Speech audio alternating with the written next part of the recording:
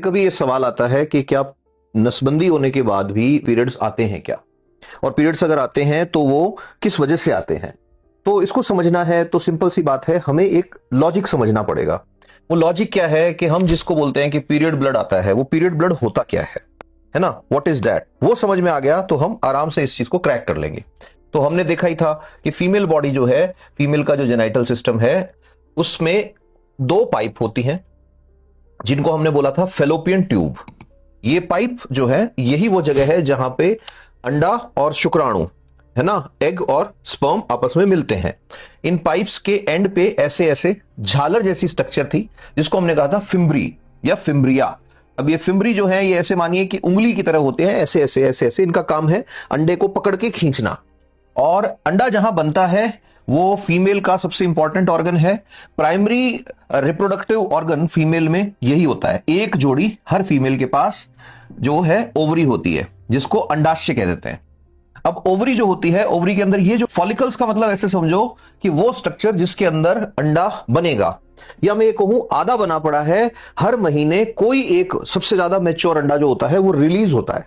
ज्यादा सही बोलूं तो छोटी बच्ची जब पैदा होती है ना, उसके अंदर भी अंडे होते हैं, बट वो मैच्योर फेज में नहीं होते। तो मान लो यहां पे एक मैच्योर अंडा बना। अब ये जो है ना, ये अक्सर फीमेल में जो उसका महीना होता है 28 दिन का, फीमेल में से 28 डेज का साइकिल होता है फीमेल का। फर्स्ट डे हम कहां पे लेते हैं? फर्स्ट डे लेते हैं पीरियड्स का पहला दिन।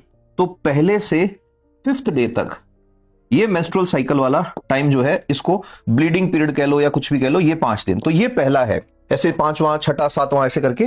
तो अप्रोक्सीमेटली फीमेल के अंदर 14th डे जो होता है, 14 डेज के बाद, किसी में 13 दिन पे, किसी में 14 पे, किसी में 15 दिन पे, 14वें दिन क्या होता है फीमेल में, इधर से एक बार इधर से, ये अल्टरनेटिवली चलता है। एक बार लेफ्ट साइड से, एक बार राइट साइड से, एक बार लेफ्ट से, एक बार राइट से, ऐसे चलता है उसकी लाइफ में। तो 14वें दिन क्या होता है, एक प्रोसेस होती है जिसको कहते हैं ओवुलेशन। ओवुलेशन को कहते हैं अंडोत्सर्ग। अब ये जो ओवुलेशन होता है, तो यहां से अंडा बाहर आएगा ऐसे ऐसे। अब जैसे ये अंडा बाहर आएगा ना, ये मैंने बताया उंगली जैसी स्ट्रक्चर्स हैं, यहां से ऐसे करके ऐसे, तो ऐसे ऐसे वो मूव करती हैं ऐसे। तो वो अंडे को ऐसे पकड़ के खींच लेगी। तो इमेजिन करो, अंडे को पकड़ के इसने खींच लिया, और स्ट्रक्चर का नाम मैंने बताया था आपको, इनको बोलते हैं फिम्ब्रिया। फिम्ब्रिया, है ना। और इसके तो ये अंडा यहां आ गया अब इस जगह। अब क्वेश्चन ये उठता है कि ओवुलेशन अगर हुआ है तो अंडा तो मैंने कहा यहां पड़ा था, तब से पड़ा था जब बच्ची पैदा हुई है, तब से उसके अंदर हजारों अंडे हैं। अब इस टाइम पे भी इसके अंदर कई अंडे इधर है, कई अंडे इधर हैं, तो एक ही क्यों निकला, और सबसे मैच्योर ही क्यों निकला, और 14वें दिन ही क्यों निकला? तो इसका जवाब है हॉर्मोन्स। तो जो फीमेल है उसकी पूरी की पूरी बॉडी को हॉर्मोन्स जो है वो गवर्न करते हैं। अब वैसे तो मेल की बॉडी को भी हॉर्मोन्स ही चला रहे हैं, लेकिन फीमेल की बॉडी में हॉर्मोन्स में एक बहुत इंपॉर्टेंट हार्मोन होता है एफएसएच, एक बहुत इंपॉर्टेंट हार्मोन होता है एलएच। एफएसएच का नाम होता है फॉलिकल स्टिमुलेटिंग हार्मोन। एफएसएच जो है वो अंडाशय को या ओवरी को ये बोलता है अंडा मैच्योर करो, बजाय बनाने के, ये वर्ड याद रखना, मैच्योर करो। फॉलिकल को स्टिमुलेट करता है, मैच्योर करो। तो इसकी वजह से अंडा बाहर आता है, इसकी वजह से मैच्योर होता है। और एलएच जो है ना, एलएच को बोलते हैं ल्यूटिनाइजिंग। ल्यूटिनाइज करता है। ल्यूटिनाइज का मतलब है रिलीज करो, एग को रिलीज करो।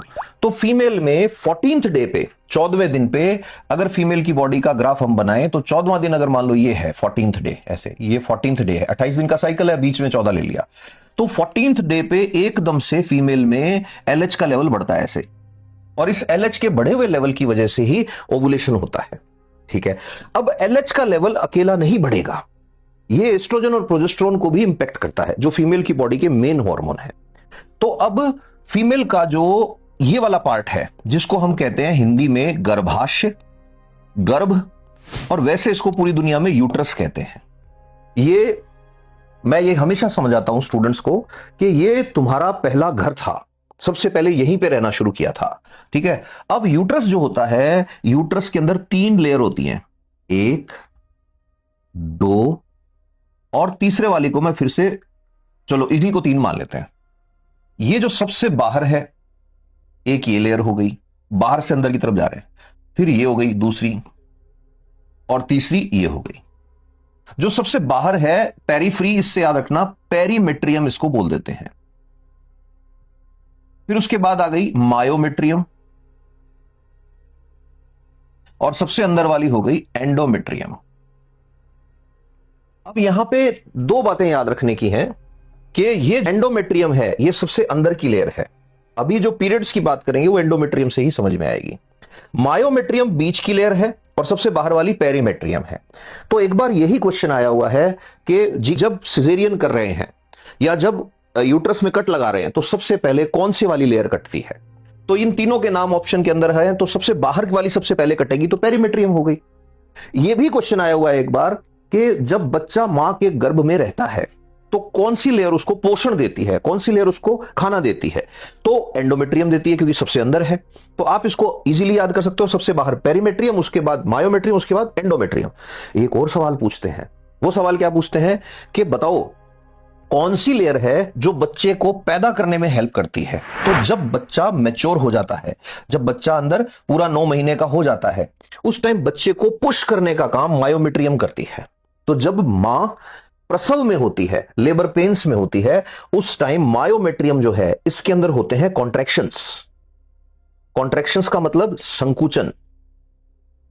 अब इसको समझे बिना आप पीरियड्स जो आ रहे हैं उसका कनेक्शन नहीं समझ सकते। तो होगा क्या, यहां ओवरी थी, ओवरी से एग निकला, अंडा निकला, वो अंडा इन्होंने खींच लिया फिम्ब्रिया ने, फिम्ब्रिया से खींच के अंडा यहां आ गया, यहां बैठा अंडा। अब अंडा इधर जो मूव कर रहा है ना, यहां से यहां, अंडे की इस मूवमेंट में लगे इसको 6 से 12 घंटे, अंडा यहां आ गया। अब जब अंडे ने चलना शुरू किया तो फीमेल की बॉडी अचानक से एंडोमेट्रियम को थिक बनाना शुरू कर देगी। तो जो एंडोमेट्रियम है वो मोटी होनी शुरू हो जाएगी, फूलनी शुरू हो जाएगी। तो फीमेल की बॉडी में इस तरह का सिस्टम है कि जैसे ही ये फीमेल ओवुलेट होगी, ओवुलेट का मतलब इसमें जैसे इसमें अंडा बनेगा फीमेल में। अब ये थिक क्यों हो रही है, एंडोमेट्रियम जो है ये थिक क्यों हो रही है, क्योंकि एंडोमेट्रियम को ये उम्मीद है कि ये जो अंडा है ये अंडा स्पर्म से मिलेगा और बच्चा बनके यहां आके चिपकेगा, और जब बच्चा बनके चिपकेगा तो ये जो एम्ब्रियो होगा, इस एम्ब्रियो में से ऐसे वायर जैसी स्ट्रक्चर निकलेगी। ऐसे शुरू में बच्चा तो है नहीं, वो स्पर्म से मिलेगा, ये स्पर्म है मान लो, इससे मिलेगा और एम्ब्रियो बन गया। अब वो एम्ब्रियोनिक फेज के अंदर यहां आएगा जब, तो इसमें से पतली पतली पतली पतली वायर जैसी स्ट्रक्चर्स निकलेंगी, ऐसे बहुत ही पतली पतली, ऐसे ऐसे वायर जैसी स्ट्रक्चर्स इसके अंदर घुस जाएंगी। ऐसे ये जो स्ट्रक्चर्स होती है ना, ये घुस सके इसलिए एंडोमेट्रियम जो है वो ओवुलेशन के टाइम पे बहुत ही सॉफ्ट हो जाती है, बहुत ही थिक हो जाती है, और इसके अंदर ब्लड फ्लो जो होता है वो एकदम से इंक्रीज हो जाता है, बहुत सारा ब्लड बहने लग जाता है इसके अंदर। ये जो धागे हैं इनको कह देते हैं कोरियोनिक विल्लाई, कोरियोनिक विल्लाई। और जैसे ये एम्ब्रियो है, तो एम्ब्रियो को कोई पूछे कि तू क्या है, तो एम्ब्रियो क्या बोलता है, ध्यान सुनना, एम्ब्रियो बोलता है कि मैं बड़ा होके, एम्ब्रियो जो है इसमें जब ग्रोथ होगी तो यही तो बच्चा बनेगा ना, कि मैं बड़ा होके बच्चा बनूंगा। तो जैसे एम्ब्रियो बोल रहा है कि मैं बड़ा होके बच्चा बनूंगा, ऐसे ही कोरियोनिक विल्लाई, ये वर्ड याद रखना, कोरियोनिक विल्लाई क्या बोलते हैं कि हमारी जब ग्रोथ होगी, हम जब बड़े होंगे तो यही तो प्लासेंटा बनेंगे ना, यही तो प्लासेंटा बनाएंगे जिससे बच्चा जुड़ता है, यानी कि गर्भनाल इसी से विकसित होती है। अच्छा ठीक है। अब यहां एक और चीज याद रखना, जैसे मैंने कहा कि एम्ब्रियो ग्रोथ करके बनता है बेबी, है ना, ऐसे कोरियोनिक विल्लाई बन रहा है ग्रोथ करके, किसमें, प्लासेंटा में कन्वर्ट हो रहा है।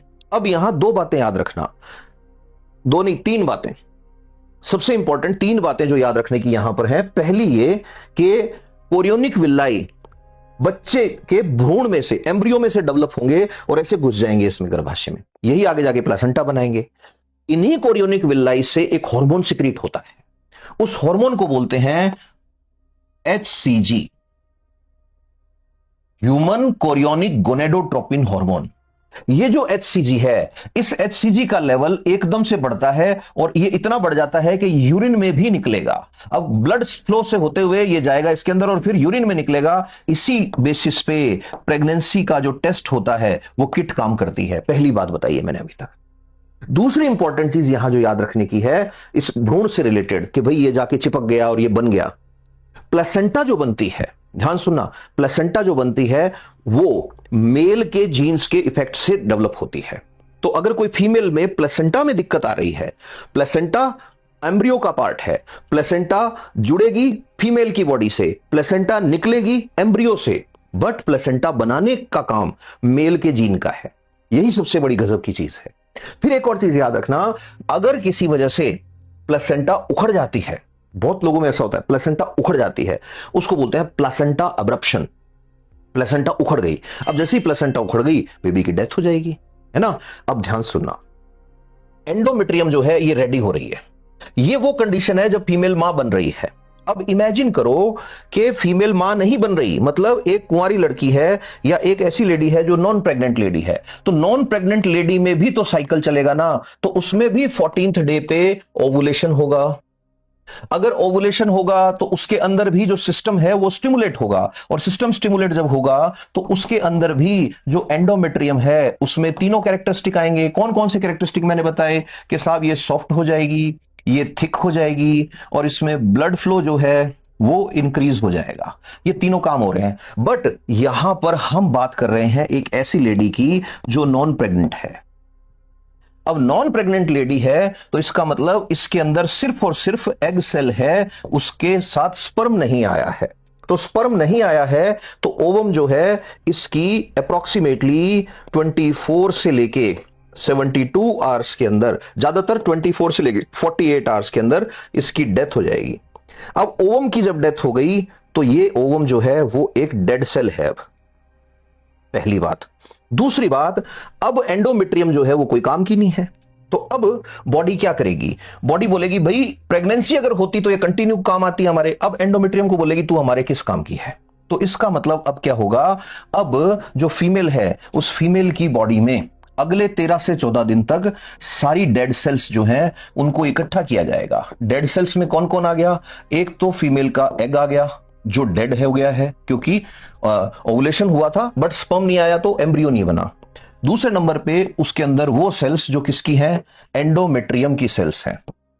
अब एंडोमेट्रियम की मरी हुई सेल्स और ये डेड एम्ब्रियो, ये दोनों बाहर निकलेंगे ब्लड की फॉर्म में, और इसी को बोल देते हैं मेंस्ट्रुअल ब्लड। यही होता है मेंस्ट्रुअल ब्लड। यहां तक शायद आपको समझ आ गया होगा। इसका मतलब यह है मेंस्ट्रुअल ब्लड में दो चीजें हैं। एक मेंस्ट्रुअल ब्लड के अंदर है मरा हुआ अंडा, दूसरे नंबर पे क्या है? एंडोमेट्रियम की मरी हुई सेल्स हैं। अब जब फीमेल की नसबंदी होती है, जब फीमेल की ट्यूबेक्टोमी होती है, तो उस टाइम पे क्या करते हैं? ये जो ट्यूब्स हैं इनको सील कर देते हैं, ऐसे या तो सील कर देते हैं या इनको काट देते हैं। अब जब इनको सील कर दोगे या काट दोगे तब भी लड़की में ओवरी से अंडाणु तो निकलेगा ना, ऐसे निकलेगा। अंडाणु निकलेगा तो एलएच तो रेज होगा, एलएच रेज होगा तो एंडोमेट्रियम भी थिक होगी, एंडोमेट्रियम भी थिक होगी तो एक टाइम के बाद अंडा भी मरेगा। इस बार क्या होगा? अंडा यहीं मर जाएगा और मरे हुए अंडे को बॉडी एब्जॉर्ब कर लेगी, फीमेल की बॉडी को न्यूट्रिशन मिलेगा।